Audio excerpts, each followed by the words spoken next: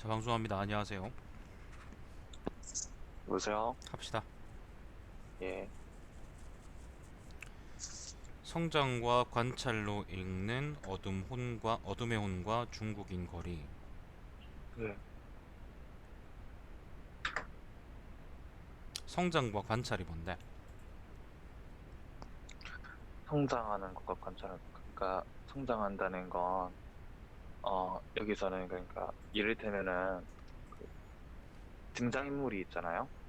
네. 그 등장인물들이 어떤 경위에서 성장했다라고 우리가 보통 표현을 할 그런 것들, 교양소리를 하는 그런 것들이 있어요. 네.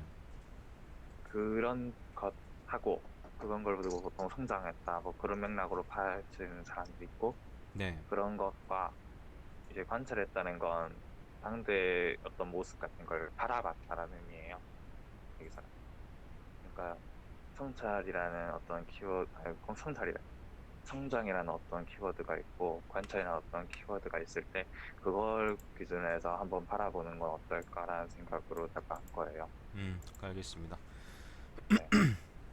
어둠의 혼, 중국인 거리는 전부 다 소설이죠, 그죠? 네. 자, 어둠의 혼, 중국인 거리는 모두 1970년대에 나온 작품들이다. 이 작품들은 모두 어린아이를 내세워 소설을 전개한다. 이건 비문이다. 어찌. 말이 좀 이상하지 않아? 작품들은 어린아이를 모두 어린아이들을 내세워 전개된다. 뭐 예를 들면 그런 식으로 전개한다? 뭐 그렇게 해도 되고 뭐 아무튼 그렇게 해야 되지 않을까? 소설이란 말이 이제 있으니까 소설이란 말이 있으니까 좀 이상하지 않아요? 음, 소설을 전개한다는 말이 그렇게. 있으려 그러면 주어가 작가가 네. 돼야지. 그러니까 작가가 이걸 통해서 이제 전개한다는 말로 하고 싶었거든요. 그러니까 여기서는 근데 작품들은이 주어잖아요. 그죠? 네. 이 작품들은, 네, 알겠습니다. 자, 그리고 이들 작품 속의 어린아이는 어느 대상을 관찰해낸다. 좀 번역투 같네. 어둠의 호는 나의 아버지를 중국인 거리는 나의 주변 여성들이다. 그리고 작품 속에 나는 각각 다르게 성장해낸다. 해낸다라는 말을 왜 이렇게 붙였어요? 음, 뭔가 요즘 해내고 그냥, 싶어요? 그렇, 그렇게 그냥 썼어요. 왜냐면은, 소설상에서 이게 성장해내는 거니까. 그러니까 왜냐면은 소설을 읽은 다음에 우리가 그걸 성장했다라고 얘기를 하니까 작품 속에 있는 나는 어떤 식으로든 성장을 해내는 거지, 성장을 하는 것, 하는 것보다는 성장해낸다라고 하는 게 조금 더 뭔가 잘 와닿아서 그렇게 했었어요. 요즘 영진 씨 본인이 성장하고 싶어요? 뭐, 그렇기도 하고요. 뭔가 해내고 싶은 게 있나요? 예, 좀 많습니다. 뭐 아무튼 넘어가 보자. 예, 별로 마음에 드는 표현은 아닌데 일단 넘어가 봅시다. 네. 자, 먼저 어둠의 혼부터 얘기하자. 어둠의 혼은 김원일 작가가 1973년도에 발표한 작품이다. 성장에 간다. 그러니까 이 친구는 지금 성장에 간다는 말도 좋은데 뭐 성장해 낸다. 그러니까 뭔가 이제 스스로 뭔가 성장을 이뤄냈다. 뭐 그런 식으로 그런 의미에서 지금 이걸 쓰고 싶은 것 같긴 한데 뭔가 표현이 좀 어색해서 말씀대로 음, 사실 성장에 간다 아니면 그냥 성장한다는 말이 사실은 무난하죠. 그래서 한번 그냥 예, 얘기해봤습니다. 자, 야, 73년도에 발표한 작품이다. 이 작품은 어린아이가 겪은 이야기로 초점이 맞추어져 있다. 하지만 그 글을 쓰는 서술자는 어른이다. 이야기 초점은 어린아이가 보았던 일이지만 서술은 나이가 든 나가 있다는 것이다. 나중에 큰 다음에 썼다 뭐 그런 건가 보죠? 그렇게 볼 문장이 있어요.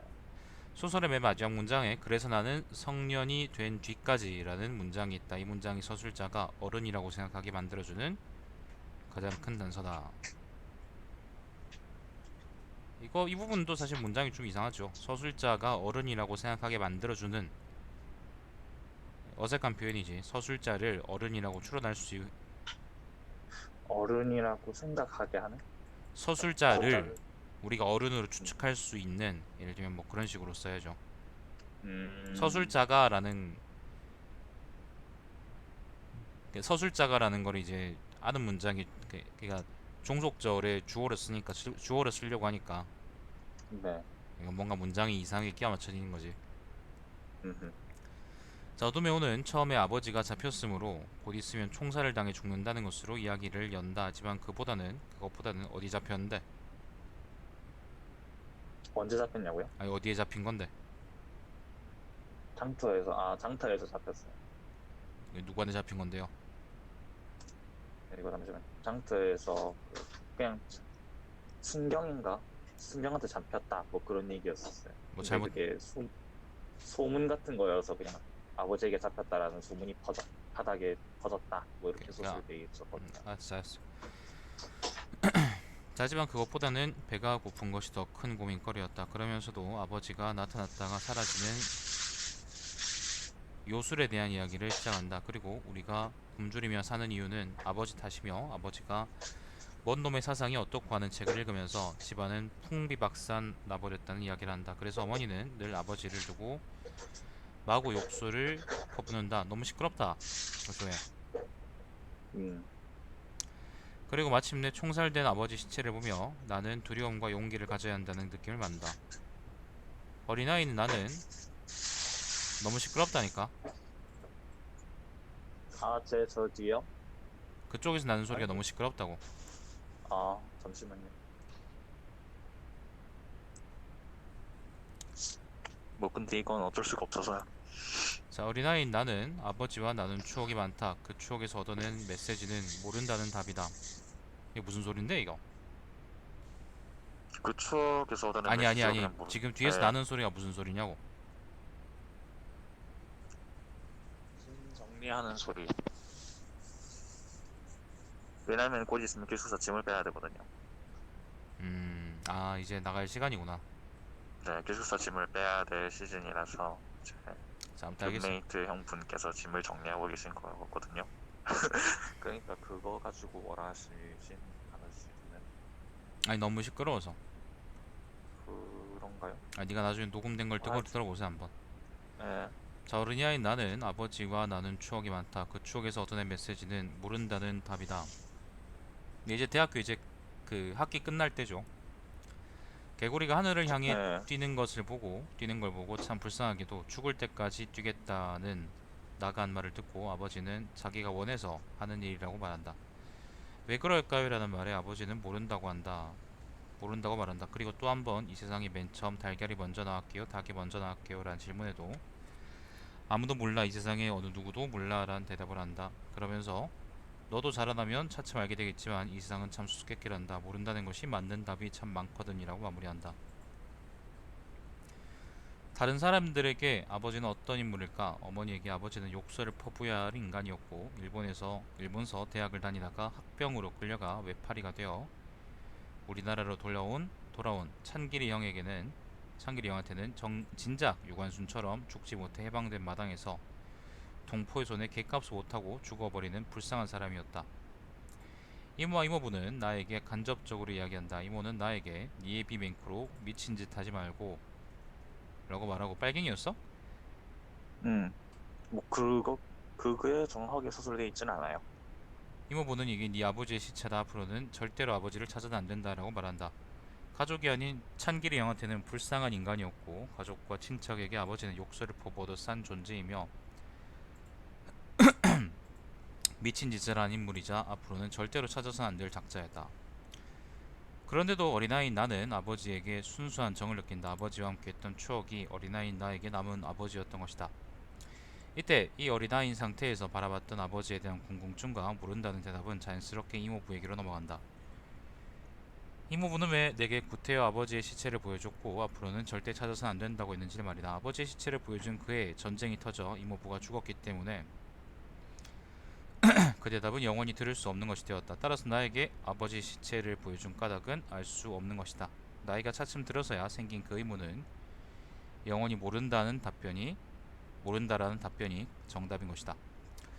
어둠의 호는 어린아이인 내가 어른으로 성장한 것을 간접적으로 모른다는 답을 할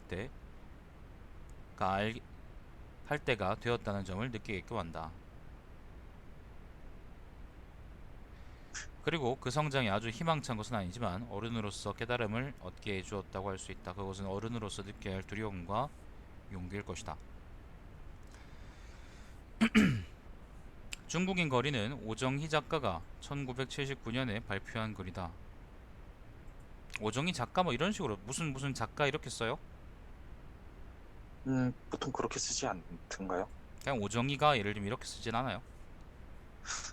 음, 뭐 그렇게 써도 되죠. 그렇게 써도 되죠.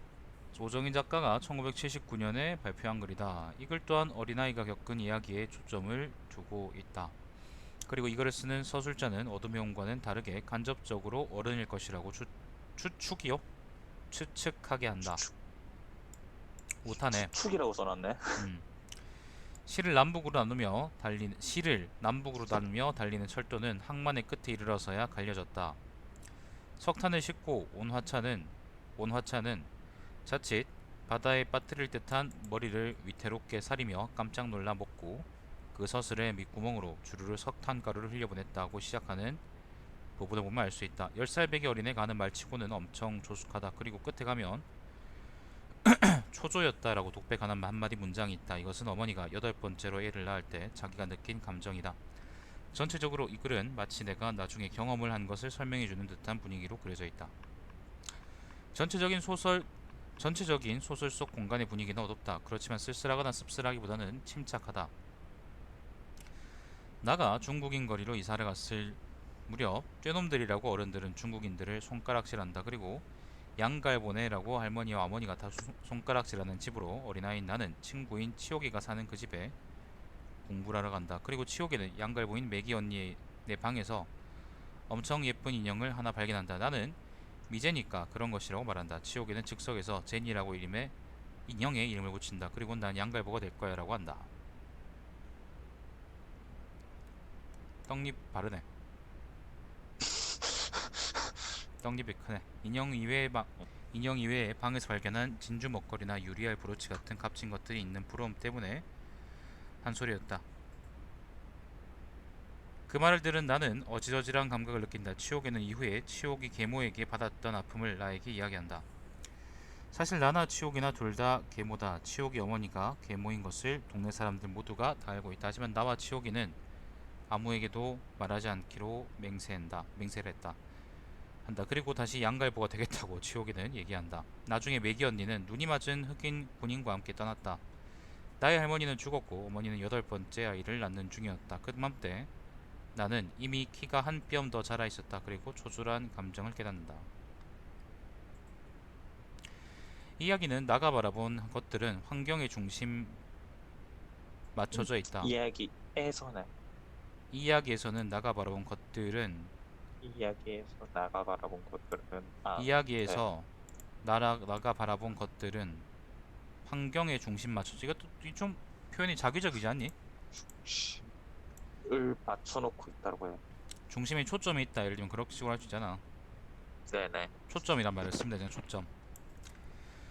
곧 중국인 거리는 어둠의 혼에 비해서 나가본 풍경들을 중심으로 이야기가 짜여 있다는 것이다. 또한 이 주위 풍경들은 하나같이 희망이라기보다는 어두움이나 삭막함에 가까운 삶을 사는 여성들이 중심이다. 거기서 자라난 나는 그런 어두운 풍경들을 눈으로 바라보면서 자라났다. 그리고 그것이 자신의 운명이 될지도 모른다는 어떤 무서움과 후덥지근함을 느낀다. 이 주인공이 여잔가 보죠? 예. 어머니의 출산과 할머니의 죽음은 그것을 간접적으로 경험했음을 보여준다. 그리고 이는 어린 여자인 자기가 성장했음을 보여준다. 그건 희망차거나 반짝이기보다는 오히려 쓸쓸하고 슬픈 느낌이다.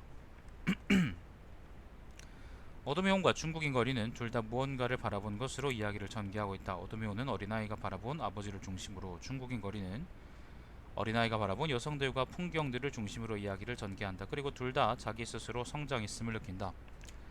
어둠의 혼은 아버지의 죽음으로 자기가 어떻게도 용기 있게 행동하지 않으면 안 된다는 것과 두려움을 느낀다. 반면에 중국인 거리는 두려움과 무서움이 더 짙게 깔려있는 쓸쓸함이다. 어둠의 혼은 아직 처리되지 않은 사상적인 문제를 다루고 있고, 중국인 거리는 당시 여인들의 삶을 다루고 있다. 1960년대 작품들은 보통 주인공이 직접 체험하거나 체득한 것을 현실적으로 서술하거나 아니면 관념적으로 가닥을 잡아 유창하게 전했다. 이것도 보면 좀 문장이 이상하죠. 왜냐하면은 앞쪽에 그 뭐예요? 주어는 작품들은인데 서술은 써냈다는 거잖아.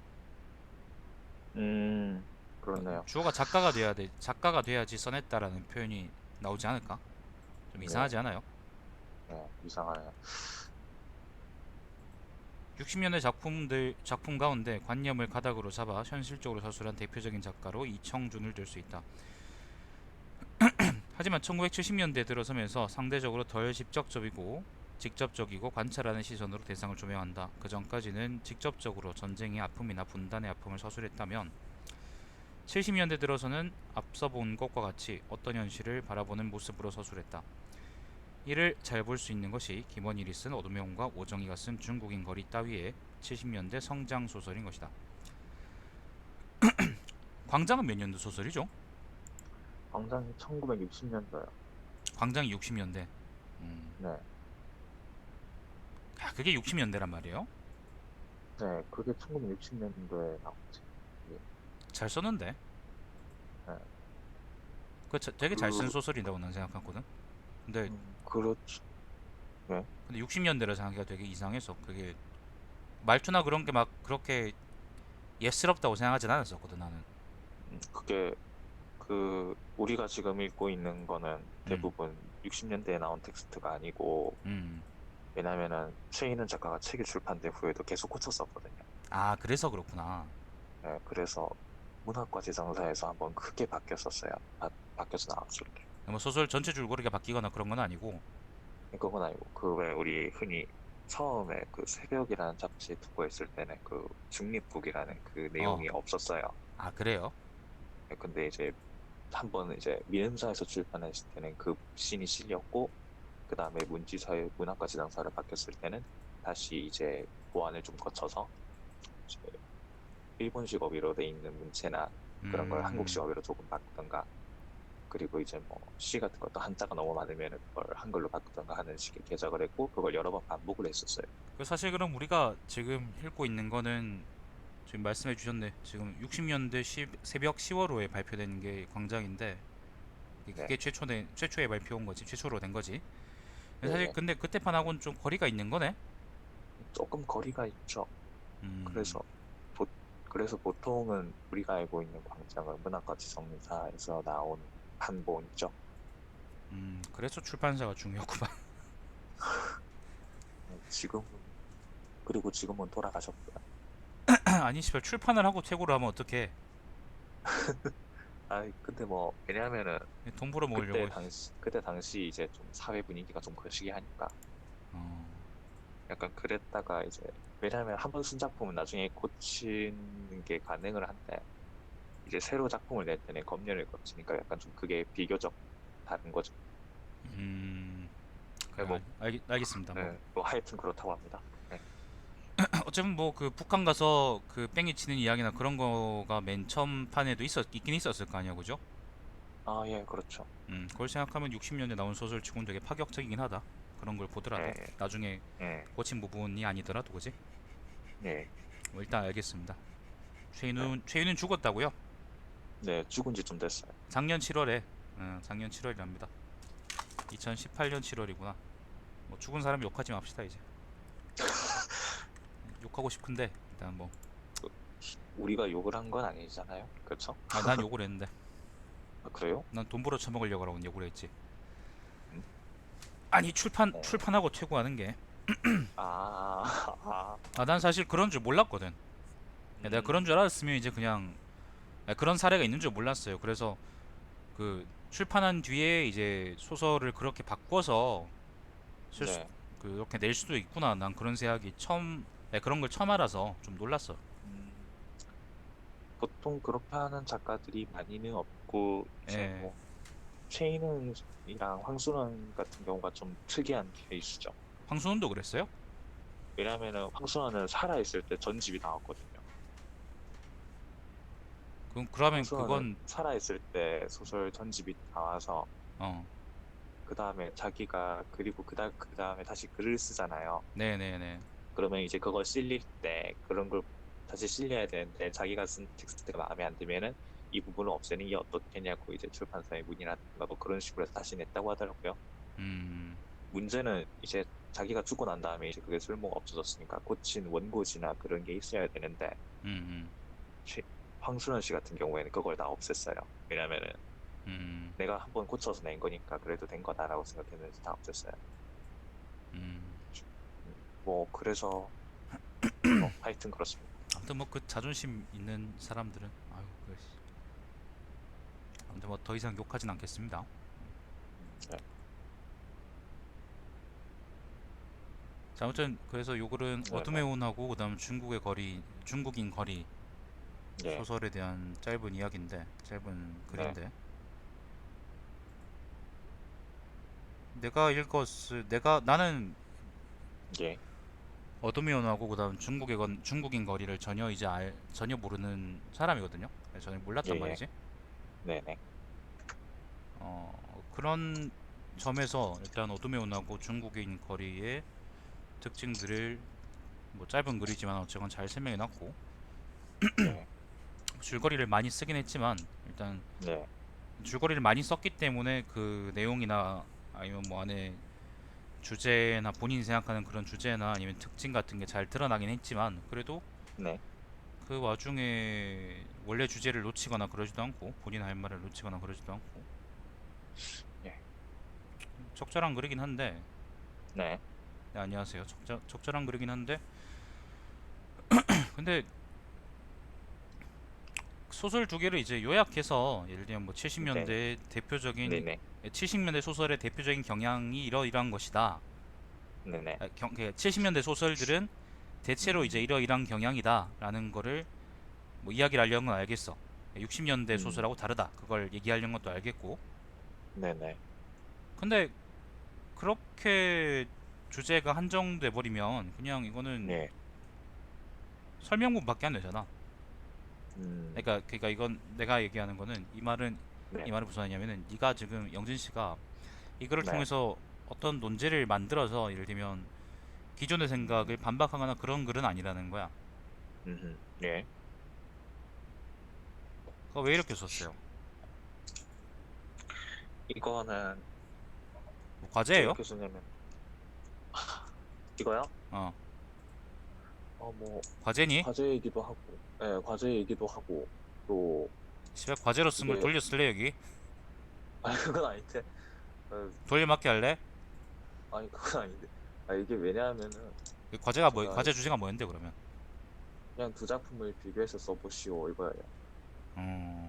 제출은 언제까지인데? 그런데 제출이 아마 지금 18일인데 이미 제출을 해놔서. 내 생각에는 그런 목적으로는 잘 쓴 글이긴 한데, 아까 내가 얘기했던 네, 것처럼 이제 비교한 거고, 그리고 네, 다만 근데 이 글은 내 생각에는 두 작품을 비교한, 그러니까 어둠이 오나고 그다음에 중국인 거리를 비교하는 글이라기보다는 내 생각에는 네, 60년, 그러니까 70년대 작품은 요러요러하다. 70년대 소설하고 70년이 아닌 소설, 특히 이제 여기 나오는 건 60년대 소설이죠, 그죠? 말이 네, 된 게. 네, 그런 60년대 소설 사이의 비교다라고 볼 수 있겠는데. 엄밀히 얘기해서 이건 사실 어둠이 오나고 그다음 중국인 거리 두 개를 비교해서 뜯어본 게 아니에요. 음, 난 그렇다고 생각을 해요. 네, 성견 재테크는 성견이 그 기현 씨가 그 어디야 사채업자한테 팔려왔기 때문에 그 잠정적으로 취소합니다. 음, 네. 나중에 그래요? 그 장기를 되찾아오면 그때 다시 하겠습니다. 농담입니다. 뭐, 그걸 믿으세요, 그거를. 자, 어둠의 아, 온과 중국인 거리. 그래서 아무튼 그 과제의 목적에는 이게 잘 맞는 글인 건 잘 모르겠고, 네, 네, 다음부터는 과제를 돌려 쓰지 마시고, 네, 어? 네, 돌려막기 하지 말라고. 예, 예, 돌려막기 하지 말고, 가급적이면 논점이 있는 네, 글을 쓰세요. 좀 눈치 있는 글로 하라. 그러니까 논문처럼 네, 뭔가를, 그러니까 지금 영진 씨는 그 본인이 배우고 있는 문학 관련한 이론들을 설명하고 그런 네, 거는 잘 해요. 네, 내 생각에 그건 그럭저럭 잘하는 것 같아요. 근데 네, 설명하는 것도 설명하는 거지만은 설명에서 한 단계 더 나가려 그러면 예를 들어서 예, 무슨 강의에서 뭔가를 배우면 그걸 예, 자기 공책에다가 정리하거나 아니면 남한테 그 배운 걸 설명해 주거나 예를 들면 뭐 독자 저번에 뭐였지 무슨 비평이었지? 독자 반응 비평. 아 그래 독자 반응 네, 비평 예를 들면 네, 독자 반응 비평이라는 거에 대해서 네, 다른 사람들한테 이 설명을 해주겠다 그러면 그런 글로는 네. 예를 들면 적당한 글인 거죠 좋은 글인 거죠 음, 그지? 근데, 네, 근데 그런데 그걸로 내 그치면 안 나이가 없다. 된다고 그걸로 그치면은 안 된단 말이지 네, 대학 공부를 하는 게 대학에서 이제 영진 씨가 문학을 배우고 있잖아 그죠? 문학 비평이든 예, 아니면 문학을 민학이든 아무튼 그걸 배우고 있잖아 근데 그걸 네, 하기 위한 게 그냥 대학교 강의실 가서 이제 그 누구야 최인훈이가 이제 광장을 몇 번 고쳐 썼더라 그런 이제 시덥잖은 이야기를 네, 듣고 그냥 그걸 가지고 이제 깔깔대면서 아이, 돈 벌어 먹으려고 그랬구나라고 욕하려고 그런 건 아니잖아 뭐 그렇죠. 그죠? 네, 그걸 배웠으면 거기서 음, 뭔가 논의할 거를 끌어서 와야지 그걸 만들어서 그걸 써야지 그거 이제 논문이란 거죠 음, 음, 음, 그죠? 네, 그 무슨 정식 논문처럼 막 그렇게 길고 거창하게 쓸 필요는 없지만 그래도 네, 요 글은 그냥 단순한 설명문에 그치기 때문에 그, 네, 수준이 그렇기 때문에 그 네, 다음부터는 요렇게 쓰지 마시고 논점을 하나 네, 만들어서 이렇게 쓰시고 네, 가급적이면 지금 가추소년님이 논문 중복 게재라고 적어주셨는데 음, 사실 되게 못되게 표현하면 자기 표절일 수도 있죠. 아무튼 음, 다 가급적이면 예전에 네, 썼던 글이나 아니면은 그 뭐예요 그 과제로 내거나 그런 글들은 가져오지 마세요. 네, 아니면 충분히 의미 있게 고쳐서 갖고 오든가. 알겠습니다. 알겠죠? 네, 네, 그래서 점수를 드리자 그러면 6점에서 7점 사이 6점에 가깝다 6점에 가깝고 왜 그렇게 두냐면은 문장 같은 게 번역 투가 좀 있어요 그리고 어색한 번역 투라기보다는 좀 아무튼 어색한 문장들이 좀 있어 네, 그 이영진만 쓰는 말이 있어요 다른 음, 사람한테는 그런 문장이 없는데 이영진만 쓰는 그런 자기만 괜찮다고 생각하는 그런 문장들이 있는데 네, 그거는 본인이 방송을 돌려보든지 하면서 좀 고치세요 이야기가 알겠습니다. 이야기는 여러 번 나왔어요 그러니까 좀 고치세요 안 쓰도록 음, 하시고 네, 일단 그렇다는 게 첫 번째 이유고 두 번째는 아까 얘기했던 것처럼 그 그럭저럭 무난한 글이긴 하지만은 논점이 없어요. 그래서 그냥 설명문으로 고치고 있다. 음, 음, 설명문으로 고친다. 그렇기 때문에 뭐 그 이상의 점수를 주기는 좀 그렇다. 음, 그 말고는 그냥 그럭저럭입니다. 그럭저럭. 설명문이라는 걸 만약에 여기서 예, 70년대하고 60년대 작품을 비교한다. 라는 여기 마지막 문단 부분 있잖아. 이 부분을 빼버린다 그러면 이건 되게 단순하게 보면 그냥 예, 어둠의 원하고 중국인 거리를 요약한 것밖에 안 될 수도 있어요. 내용을. 음, 음, 음, 그건 사실 크게 의미 없잖아. 그게 무슨 의미가 있어? 그냥 네가 이제 강의 듣고 난 다음에 아니면 이걸 읽고 난 다음에 뭐 예를 들면 독감 쓰겠다 그러면 그렇게 하면 되겠지만은 근데 네. 지금 영재 씨몇 학년이죠? 저 이제 2학년이죠. 2학년이라고? 예, 그러니까 학부 2, 3학년 수준에서 이렇게 나올 그런 건 아니라고요. 음, 더 앞으로 나가야죠. 알겠습니다. 그냥 이제 뭐 하루하루 그 뭐예요? 똑같은 일 처리하는 공무원들이면 그 점심 먹는 게 하루에 낙인 공무원들이면 이제 뭐 이렇게 보고서를 써도 되겠지만은 근데 학부생들은 그렇게 하면 안 되지. 학부생들은 점심 먹는 거 말고 다른 낙도 많은데. 자, 그렇게 합시다. 네, 다음번에는 이렇게 쓰지 마세요. 네, 네, 수고했어요. 네, 알겠습니다. 자, 그 정리 한번 더 하자 그러면 문장이 보면은 이영진만 쓰는 그런 비문들이 있습니다. 뭔가 좀 어색한 문장들이 있어요. 네, 그런 문장들을 쓰지 말아야 합니다. 그리고 아까 얘기했던 것처럼 설명문입니다. 설명문으로서는 괜찮은데 근데 우리가 뭐 에어컨 설명서 그런 거 쓰려고 글쓰기 첫걸음 하는 게 아니면 뭔가 논점이 있는 그런 글을 써야 됩니다. 주제가 있어야 돼요. 맞다 틀렸다라는 게 있어야 됩니다. 뭐 12를 가리기 위해 태어났냐라고 물으면 내가 할 말은 없지만은 글쓰기 첫걸음에서 제가 가장 잘 말씀드릴 수 있는 건 이제 논증이 많은 거기 때문에 가급적이면 거기 글을 맞춰서 오면 좋을 것 같습니다. 그렇죠, 그렇죠. 이게 여기서 좀 더 나아가서 이제 비평이 되면 좋겠죠. 그러면은 이제 욕도 먹고 욕도 가끔 하고 좋잖아, 그죠? 근데 아무튼 그 수준에 그쳤기 때문에 일부러 지금 이영진이 그런 과제가 이제 딱 그거기 때문에 거기 맞춰서 글을 쓴 것 같긴 한데 저는 별로 거기에 대해서 좋은 얘기를 해주고 싶진 않고 하지만 여러분이 만약에 반대로 이야기해서 그거는 이영진의 입장에서 얘기한 거고 반대로 여러분이 어떤 글을 쓸 때 이 정도 글을 쓸 수 있으면 이 정도는 아주 무난하고 좋다고 생각하시면 돼요. 그러니까 글의 수준은 대체적인 수준은 요 정도 이상으로 쓰면은 좋다라고 말씀을 드릴 수 있겠네요. 그건 모르죠. 과제가 뭐였냐면은 이 두 작품을 그러니까 어둠의 원하고 중국인 거리로 정해진 건 아닌 것 같은데 소설 두 개나 뭐니 뭐 맞는 문학 두 개를 읽고 나서 그걸 비교하는 것 같은데 아무튼 그런 글로서는 뭐 그저 그럭저럭이지 뭐. 자, 여기까지 합시다. 시청해주셔서 감사드리고 제 방송은 유튜브에 달마시안 TV에서 다시 보실 수 있습니다. 밖에 저 좀 꺼를지 말지 모르겠네. 아무튼 좀 일단 방송은 종료하고 안녕하세요. 일단 종료하고 조금 있다가 뭐 할지 안 할지 좀 생각 좀 해보겠습니다. 자, 종료하겠습니다. 일단 그리고 여러분 내일은 제가 집에 일이 좀 있어서 아마 그 철학 산책을 11시에 못할 것 같아요. 덕후가와 이에야수 11시에 못하고 아마 그 1시? 새벽 1시? 2시? 그때쯤 해야 할 것 같거든? 아마 그렇게 될 것 같아요. 그 점 참고해 주시고 아마 내일 다시 아침에 어떻게 할지에 대해서 공지를 할 겁니다. 아니면 뭐 내일 모레 11시 하든지 그렇게 하지 뭐. 내일 제가 제사가 있어가지고 집에 할아버지 제사가 있어가지고 그걸 지내고 와서 하든지 아니면 뭐 그냥 다음 날에 하든지 뭐 그렇게 해야 될 것 같습니다. 그럴 수도 있죠. 일단 생각 좀 해보겠습니다. 뭐 어떻게 할지. 자, 일단 방송을 종료하겠습니다. 이따가 다시 뵙든지 말든지